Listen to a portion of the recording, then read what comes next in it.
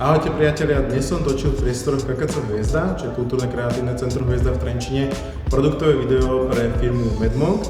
A je to pre mňa super, pretože som tu mal perfektné kreatívne zázemie. Mal som tu k dispozícii špičkovú techniku, ako je Red Raptor, drahé cinema skla v hodnote až 30 000 a komplet vybavený ateliér nanlight svetlami.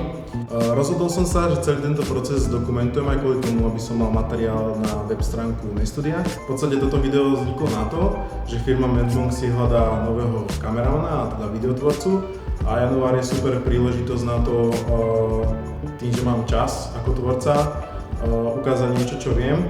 Takisto chcem video použiť vo svojom portfóliu, osloviť nové firmy a ukázať týmto behind the scenes videom, ako rozmýšľam nad vecami.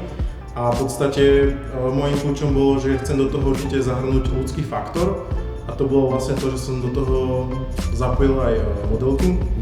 A viem, že kopec tvorcov toto nespraví a pôjde cieliť priamo iba po tom produkte a spraviť čisto produktové video.